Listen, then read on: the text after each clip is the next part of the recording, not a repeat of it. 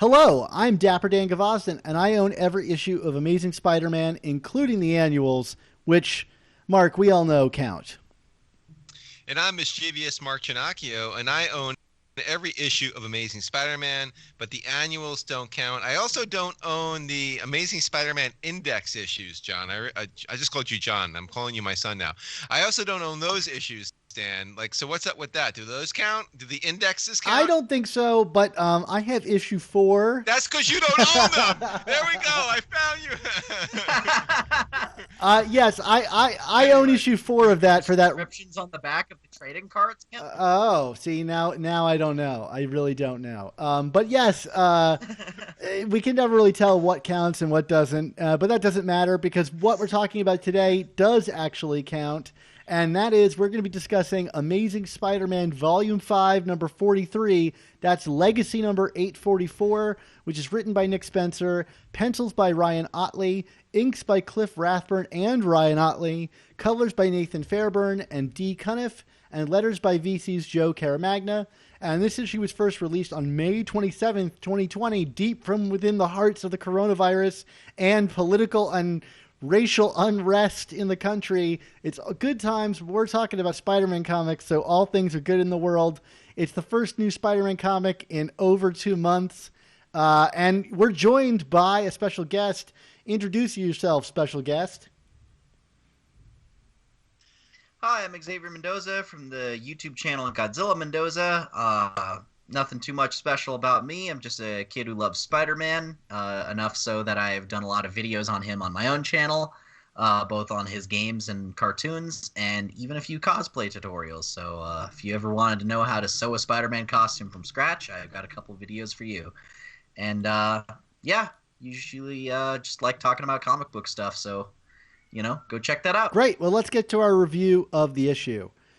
Mark, we've been waiting 2 months for Spider-Man to return. The final previous issue was The Amazing Gog, and Spider-Man is back, so welcome back, Spider-Man. We missed you, but Mark, was this worth waiting 2 months? I mean, that's an unfair thing to just to throw at a comic. This is an awkward issue for that break. I'm gonna say, I mean, the storyline ended at a very awkward point. If like we were even joking at the time, is this the last issue of Amazing Spider-Man ever, or the last print issue? We're back, and obviously it's a continuation of that story, and it feels no different. I mean, like, this wasn't, again, I enjoyed the last issue in terms of like just kind of as a one-off, like, oh, we finally got a GOG origin that I've never asked for, but it was well done. And this is a kind of, as a continuation, for the most part, it's kind of well done. I mean, this whole Lifeline Tablet story seems to have just kind of completely gone out the window. But there are some fun moments in it. But again, like this, as this series has continued to do over the past year and change, is I just feel like we just keep spinning our wheels and not really getting anywhere significant with this comic book. I mean, am I off the mark in that assessment, Dan? No, not at all. I mean, no. I can ultimately enjoy how this comic resolves itself in some ways. Like, I think the GOG stuff is paid off well, but it's like, to me, this was a case of like a big switcheroo. It's like, if you promised us Lifeline Tablet stuff and Kingpin stuff was finally coming to a head, and yes, we made some small movements forward in that. But then it was like, nope, we're being distracted by GOG. And to me, this is like, I keep saying this with the Nick Spencer run, is like, there are these repeated pacing things that drive me crazy about this book, that I can ultimately enjoy elements of each story. But it's like, first of all, why did this need to be 3 issues? And second of all, are we going to keep delaying this story arc? Yeah, it's odd. Do you have anything to add, Xavier? Sorry. Well, I was just going to say, like, I was a little surprised reading it because I felt like by the end of it, I had completely forgotten that the tablet was even a part of the story. It was just like GOG completely hijacked the entire thing, and now I like, they end on that note. And it's like, did they get all of the tablet pieces, or like, it just seems to be completely dropped in a weird way. I feel like this is happened with a couple of different storylines in this run so far, and it's like it's frustrating because like the execution is always, in my opinion, pretty good.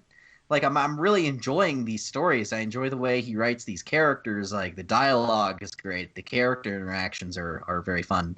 But like the actual, like you said, the pacing just feels weird because sometimes the focus just gets kind of randomly shifted to something else at the last second. And then you're like kind of scrambling to remember what the original point of things were.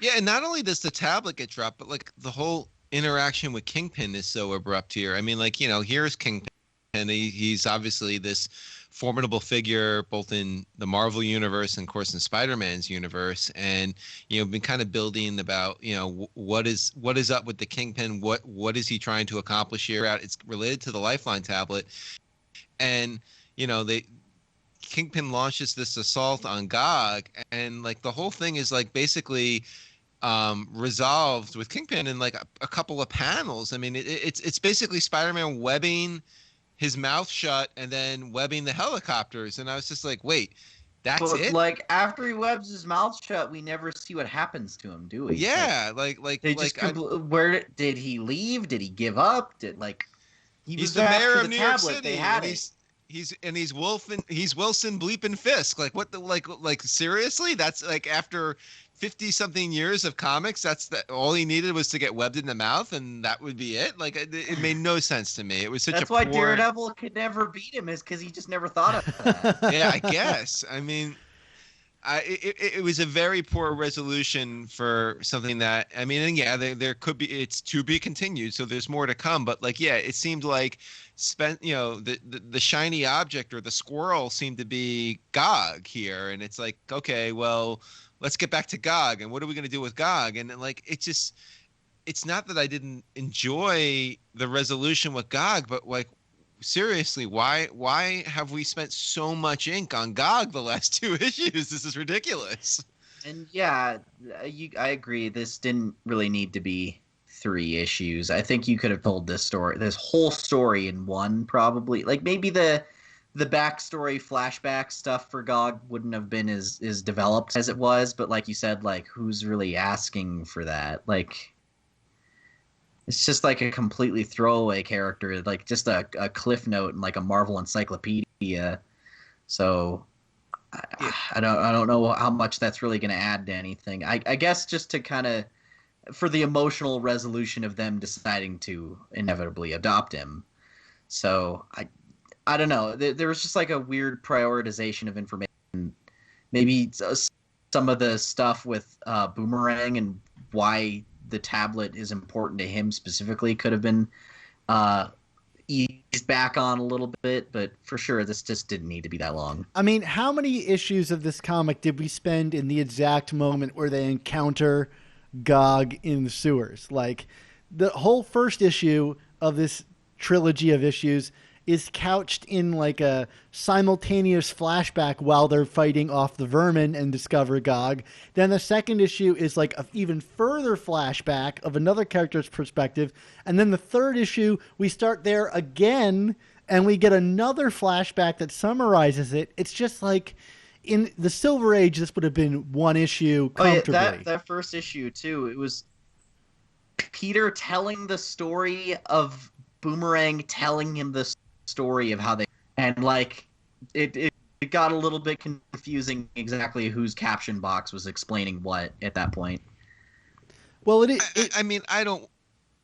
You go. Dan, I mean, sorry. It is weird that Nick Spencer writes Spider-Man like an omniscient narrator. That's something we've brought up on the show a number of times, and I can't really get over. But yeah, you're wise to point it out, Mark.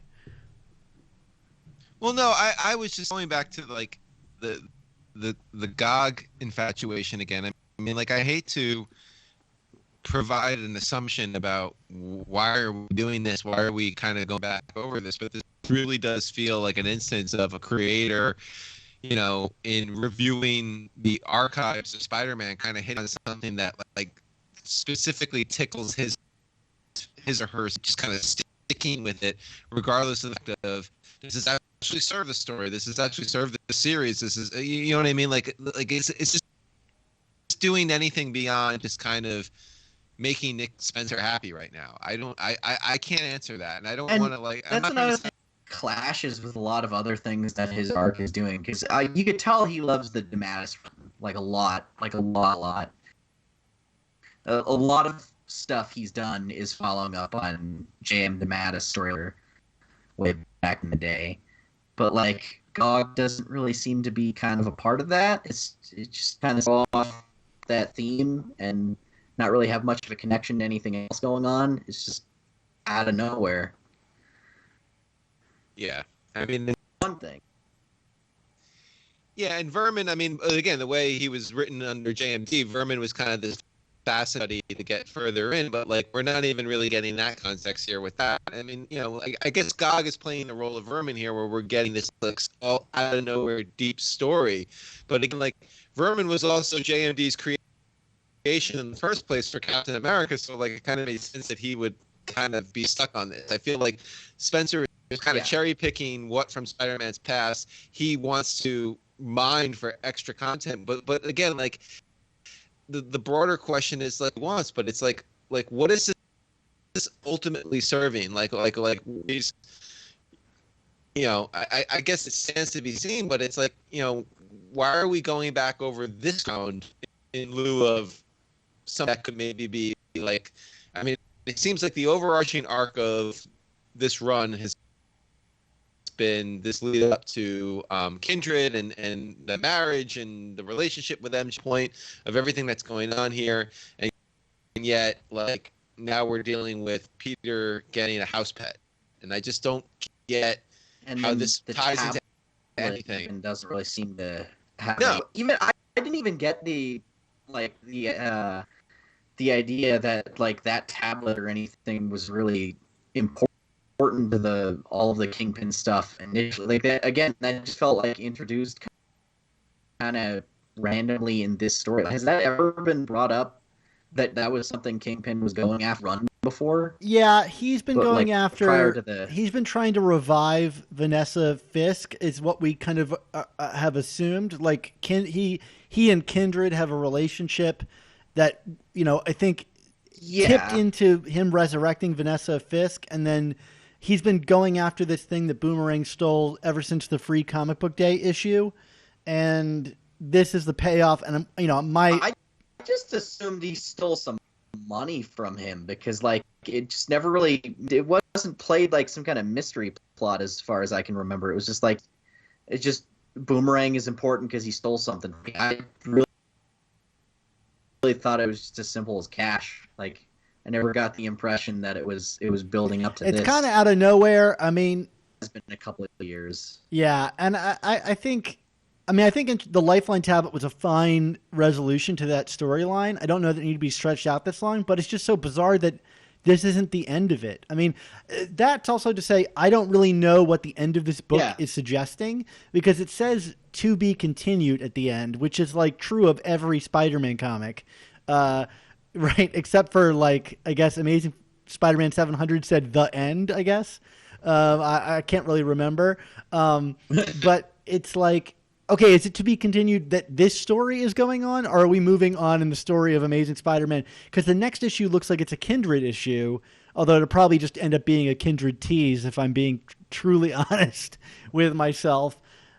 Yeah, that cover of him just doesn't seem to me like that looks like one of those clickbaity kind of covers where it's like it's not really going to be any kind of confrontation. If anything, I would bet that they're waiting until exactly issue 50 before. That's what we've been saying for a long time, is that the issues 49 and 50, because they get the double 50s, the 850 and the 50, will be the trick. And, you know, Nick Lowe is already advertising it as such on Twitter, saying you won't be prepared what we have in issue 49 for you.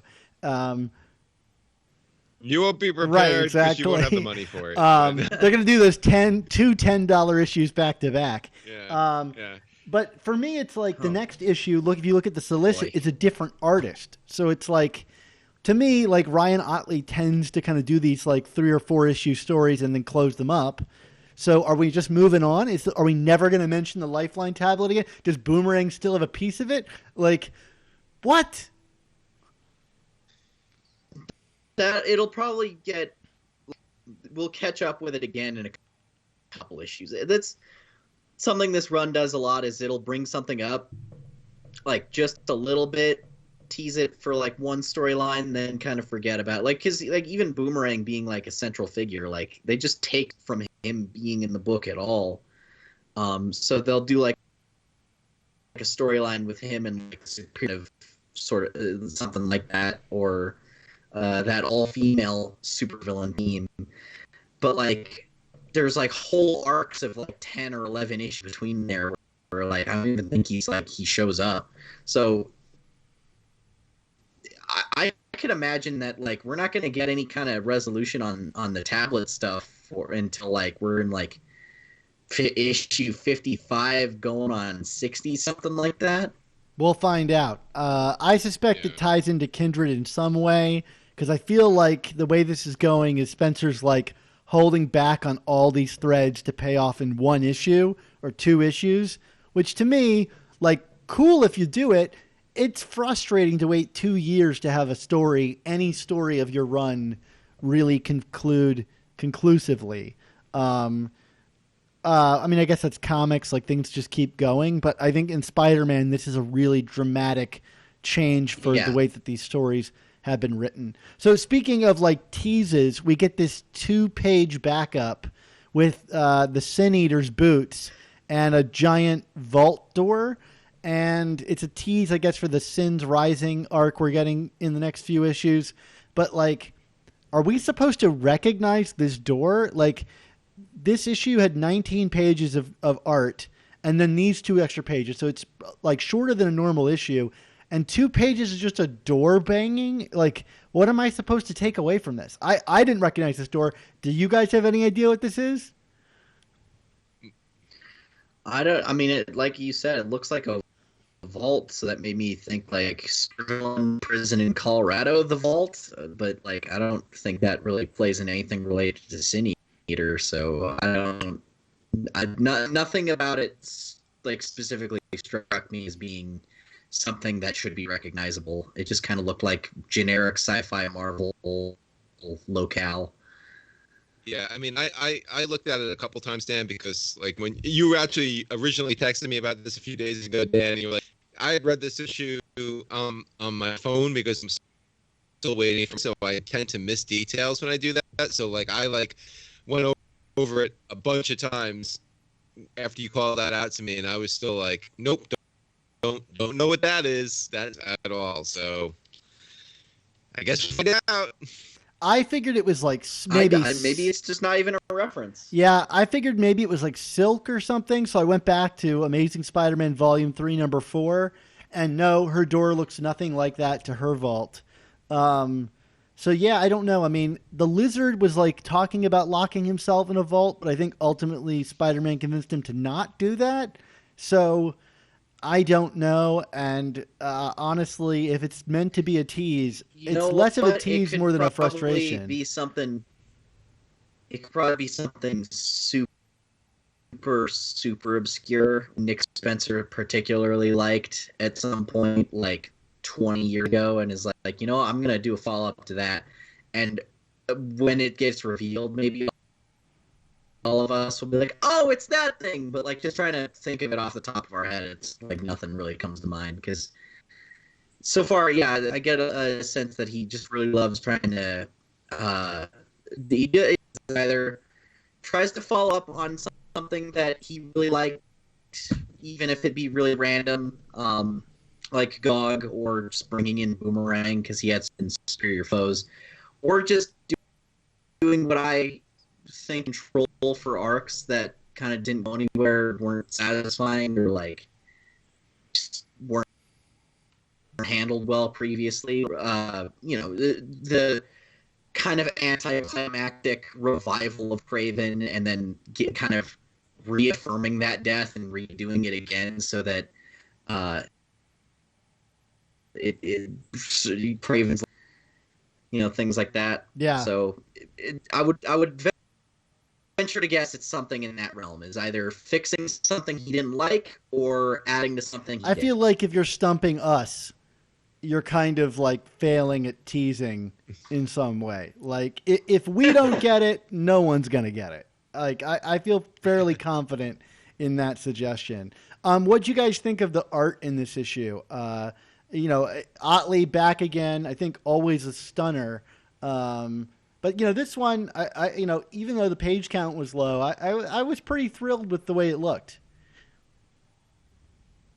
Yeah, I especially love that big, like 2-page spread early on in the issue. That looked really cool. I love the spaghetti webs. Yeah, very McFarlane-esque, and I would say getting the pin particles and everything were well executed visually. Clear, the action was very good to follow. I mean, putting aside the vault door, which is not easy to follow, but I mean, was that even Otley? It's or a was different that done artist, by another yeah. artist? Those last 2 pages. Yeah, as I say, but no, I mean, this is Otley's wheelhouse. I mean, again, have been a sporadic presence on this series. Regardless, these issues have been sporadic lately, but where he has been used in terms of the story and the visuals have all been perfectly matched to his strong suit. So, and that is. I did want to point out. I really like the flashback to this city, by the way, the alien city. That looked like a lot of his work on Invincible, and I thought that was like something he was clearly having a lot of fun that's with. the thing I was most excited about bringing Otley on this book for, is like how much he could kind of bring his Invincible magic to this. I did want to point out that you may have noticed that the last few pages of Otley's work like suddenly take a dramatic shift in terms of the inking. Like it goes from like Cliff Rathburn's really crisp, clean lines to something a little less detailed and kind of sketchy. And so I reached out to Cliff to see what was up, because like Otley is actually credited as an inker here. And Cliff says that the deadline, he told me on Twitter that the deadline suddenly shifted because of the coronavirus. So he wasn't able to actually ink the pages, and Otley took over. And, the inks are really scratchy. So like part of me wonders if, these are Otley's pencils that were kind of like scanned darker or turned into inks, because they're just not as crisp as inks. Although I don't know how much Otley inks his own stuff. I own a page of Otley's work from Invincible, and his pencils are pretty clean. So I don't really know what happened here, but it really was a noticeable shift for me. I was like, ooh, what happened? And, it's totally forgivable because they were up against a shifting deadline because of the pandemic. Yeah. There's a lot of outside circumstances. But an interesting kind of thing, like that the pandemic, actually, you can see its effect inside the pages of this comic, which is funny because like I didn't think that this thing was so immediate. Like I figured this kind of thing would be done months ahead of time, but maybe Marvel was trying to work ahead to get a bunch of early stuff done because they knew the pandemic was coming, and they may have to they had early warning signs. There's some narrative there that I'd love to kind of pick apart one day, but interesting that it shows up in the pages of this comic. Okay, so rounding out this conversation, we like to give grades to our comics here. We do like a kind of like high school grading system, A to F. I don't know if there's really been an F on our show, Mark, although I think we've definitely gotten close over the years. Xavier, since you're here and you're going to join in arbitrarily because we don't really know how you grade yet, what kind of a grade would you give this show, or not show, what kind of a grade would you give this issue if you were to give it one? I would give it a C. I feel like the art is really elevates it. The characters do a lot for it because I appreciate how character driven a lot of it is. But in terms of continuing on the actual overall story, it's just a little bit finicky, a little bit unfocused. But I don't know. You can always fix that somewhere else later on down the line. I never say never. I feel like it could be building up to something really cool. So. Yeah, about a C. It's not terrible, nothing bad, but like nothing mind blowing. Mark? I mean, I was tap dancing around to see as well, but like I'm kind of like as in talking about this and thinking more about it, it's you know, again, it's nothing bad, but like I feel like we're still kind of repeating the same things that have been, you know, perpetually frustrating about this run. So I'm going to give it a C-. And Xavier, I'm with you. I'm going to give it a C as well. I just that Otley art brings it up ever so slightly for me. But yeah, this book is just kind of on like not autopilot. It's just kind of stalling for me, and I'm ready for issue 49 and 50, if only so that this book can move on. Like let's get these storylines over with and like move on to some ideas that aren't going to take quite so long. I don't know if it's like a TV brain that has like infected this book, but it's just not paced the way I expect a Spider-Man book to be paced. So yeah. Well, hey Xavier, thanks for joining us for this review. Oh yeah, no problem. It was nice hopping on again and talking about this little one-off. I read it today just for this, and gave me a good excuse to actually catch up on the book a little bit. And where can we find your thoughts on all things Spider-Man and other pop culture? Oh, you can find me again at my YouTube channel, GodzillaMendoza. I'm sure it'll be linked somewhere adjacent to this episode, but over there, like I said, I review comics and games and action-y cartoons and do cosplay tutorials and the occasional video essay about comics themselves. And just not necessarily all Spider-Man stuff, but there is a lot of Spider-Man love on that channel. So come give it a watch. Awesome. We definitely will. Mark, I guess it's that time to bring the show to a close.